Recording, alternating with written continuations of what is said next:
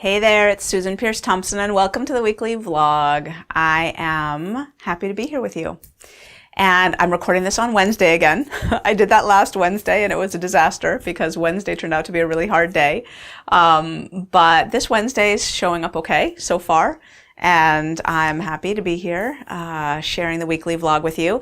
And I was thinking about what I was going to talk about today. I was doing my music therapy this morning in the shower, listening to Ani DeFranco, and the songs that stood out for me were Gray and Overlap and Every Angle.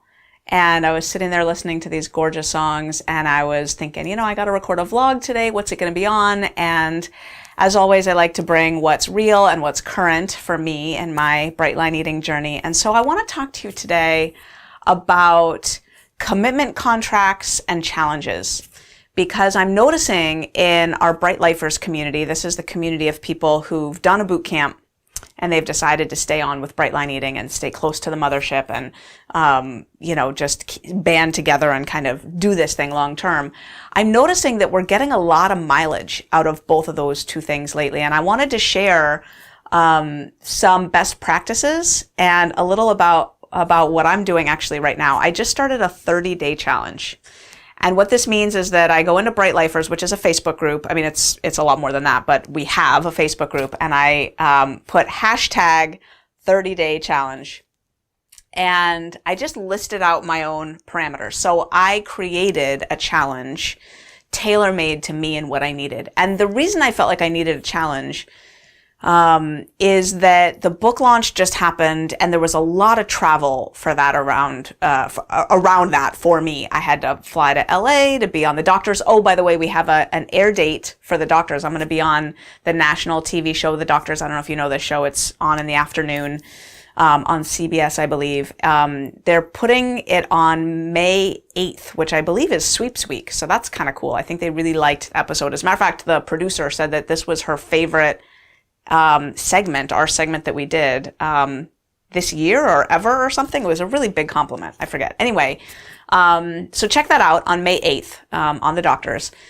So anyway, I had to fly to LA for that. I had to fly to New York City for the book launch, and there was other travel too in the mix, and it felt like a lot. And I was eating out a bunch, and I was not exercising, and I was not often meditating sometimes, and everything just sort of felt higgledy-piggledy.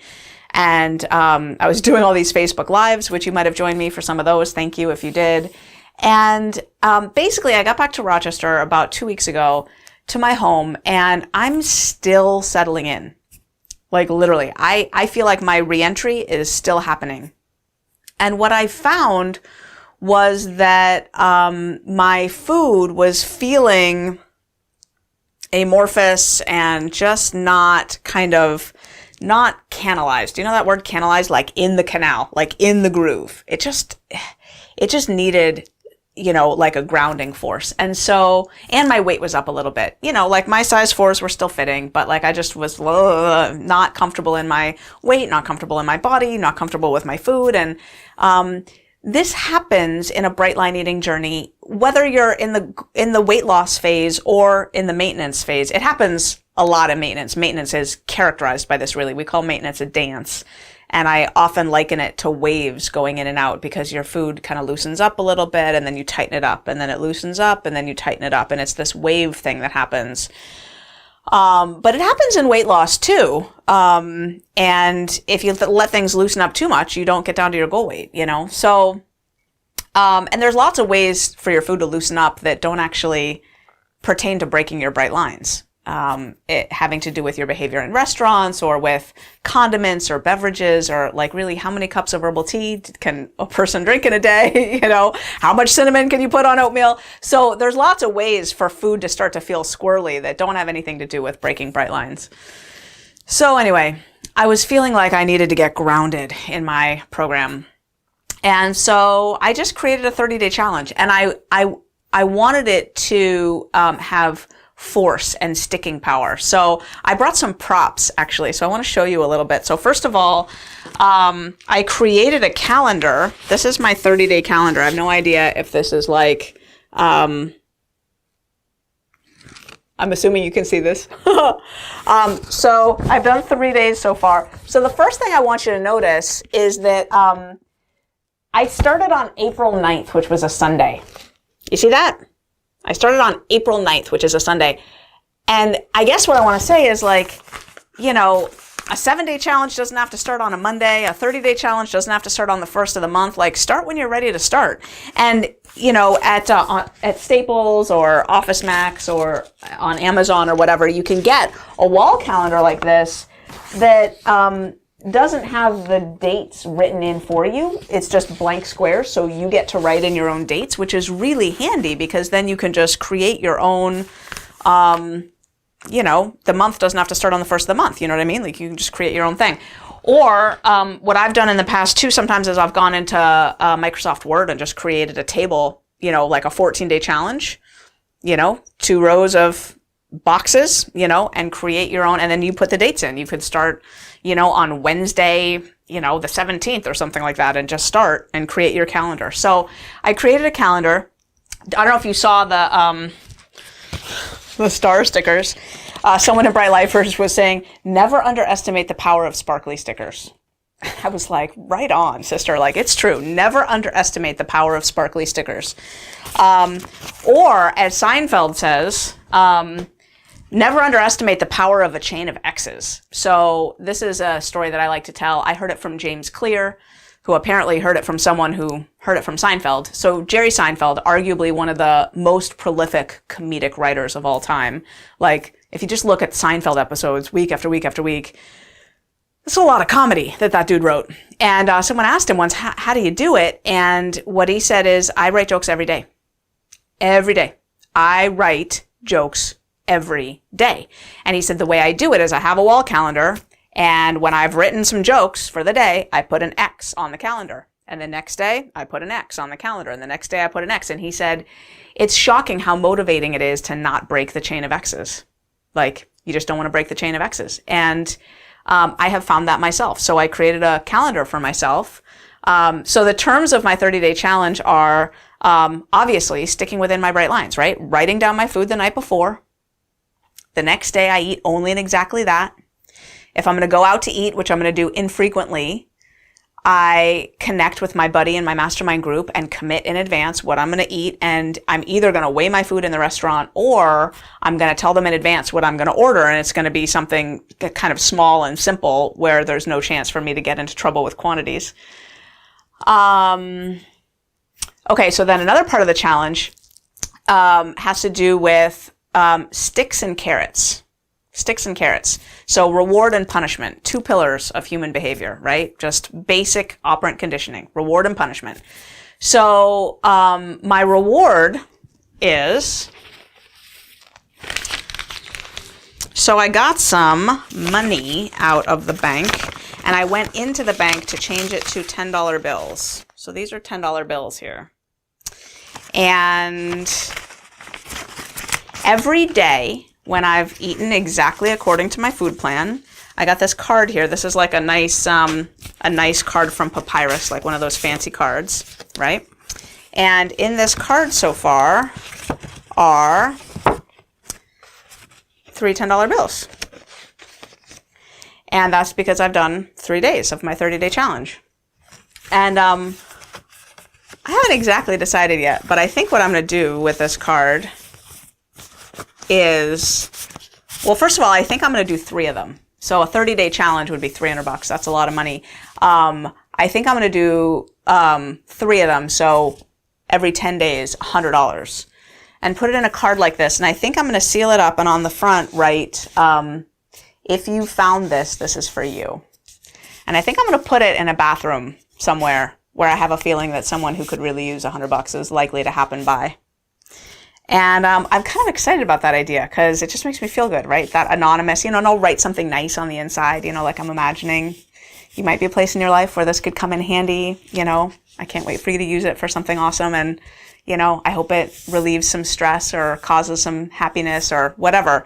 So anyway, I'm excited to do that. And that is a carrot, right? That's a positive reinforcement. It feels good to put that $10. The X's on the calendar are also carrots. Now I also have put some sticks in the mix.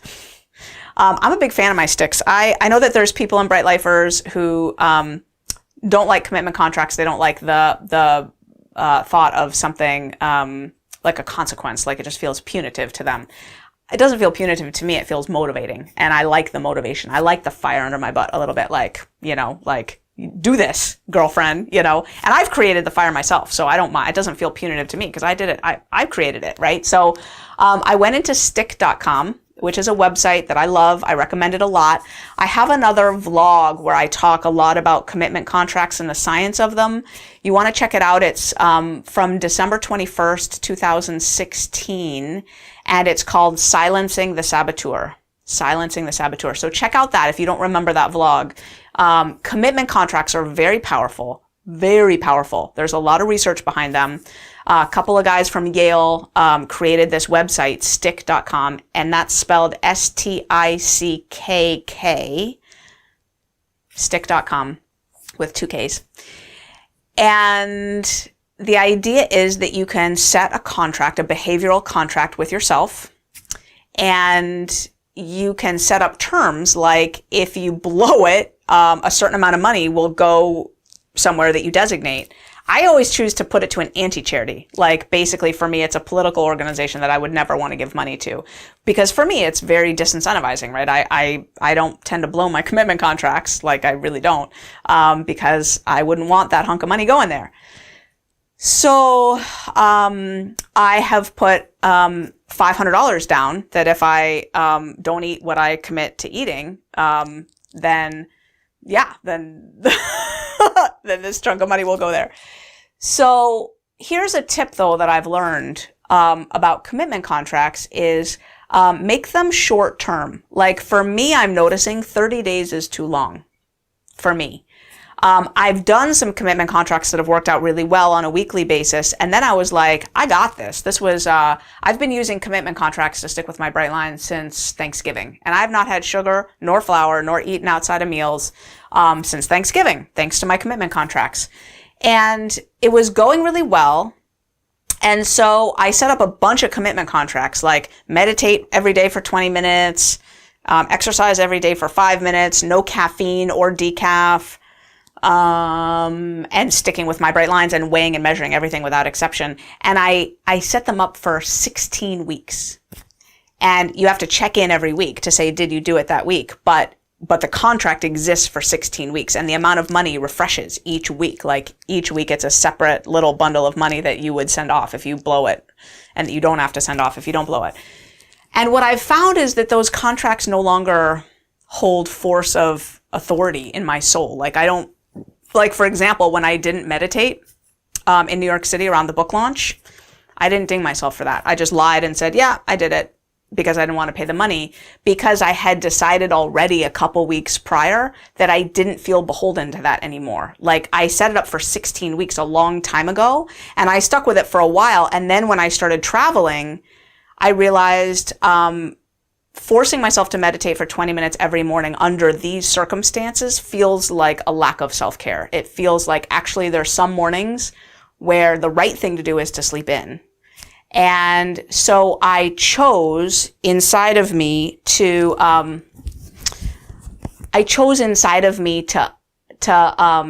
let myself out of that contract, essentially. It's still there in Stick.com, but I'm the one who reports. So I just report that I did it. And it was a real lesson learned for me. I mean, I feel fine about that because I feel like one of the things about deciding something is you have to be able to undecide it, right? Otherwise, it's not a free world, right? So I feel fine that I undecided that contract.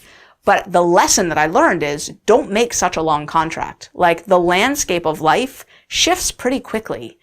And you don't know what you're going to feel beholden to in a month or 2 or 3. You know what you're going to feel beholden to in 2 or 3 days, probably.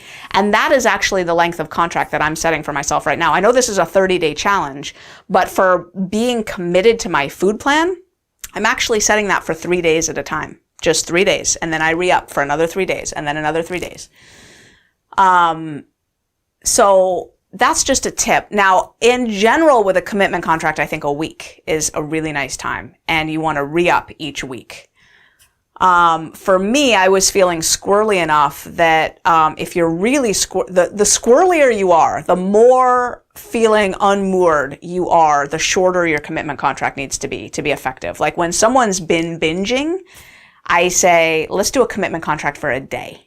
Like, let's get you through tomorrow with a nice contract in place, a solid commitment to another human being in the morning and at night, get you bookended and held in a safe container for the day. You can make it through that day, and then we're going to re-up at the end. And that's another lesson of a commitment contract that I've learned is be careful when they expire, because the saboteur can do a little happy dance when they expire and feel decidedly uncommitted all of a sudden. And like, oh, right, that contract expired. Now I'm gonna... So if you really are looking to use commitment contracts as a steadying force, which again, I've been doing since Thanksgiving, it's been super helpful. I just want to remind you, like a week is a good amount of time, but get into the habit of re-upping that contract at the end of that week so that it basically, it re-ups and re-ups and re-ups. So Sunday night, for example, you could re-up your contracts for the next week or your contract for the next week. So just some tips that I've been learning as I use commitment contracts. And, the carrot idea invites creativity. My dear friend Marianne Marsh, who's in my mastermind group and one of my besties, she has a 14-day challenge that she started today that goes like this. Now, this is hilarious, right? But this is her contract. It's not a commitment contract. It's just a 14-day challenge. She was the one who did the envelopes, by the way. That idea, the $10 in the envelope, that's Marianne Marsh. That was her idea. And I just loved it. So I borrowed it, and now I'm sharing it with you. But Marianne Marsh has a 14-day challenge where every day that she sticks with her bright lines, she is learning a new Merle Haggard song on her guitar or her ukulele, I'm not sure which, but learning a new Merle Haggard song and creating some creative lyrics to it. And at the end of the 14 days, she's going to shoot a video of her singing all 14 of her Merle Haggard songs, and she's going to post it in Bright Lifers. So that's just super creative, right? Super creative. A lot of people in Bright Lifers are getting creative with wall calendars and pens and glittery stickers and all kinds of things like that. It's very reinforcing. So I guess the idea here with commitment contracts and challenges is to gamify things. Like, this is where the 14-day challenge of Bright Line Eating is super effective. And we're seeing fabulous results. Like, people are sticking with their 14-day challenges because it's gamified. I mean, it's fun. You've got this calendar and you're marking off X's and you're sticking with your plan, and it's super reinforcing and super validating and super empowering. And I guess what I'm here to say is, I'm coming up on 14 years into my Bright Line Eating journey. I've been in a right-sized body for a long, long time. And I am still finding the need sometimes to make it fresh, to make it saucy, to make it fun, and to gamify it. And commitment contracts and challenges are a really great way to do that. It's better in community. So if you're in the Bright Line Eating Bootcamp, you have a Facebook community that you can do it in Bright Line Eating. If you're not, put it on your Facebook wall and just say, hey, here's my 14-day challenge. Here's my 7-day challenge. Here's my 30-day challenge. You can do it as many days as you want. But, post and be a little public about it. That public claiming of a goal or a challenge is just super effective. Research shows that too. So those are my thoughts for the weekly vlog. It's great to spend this time with you as always, and I will see you next week.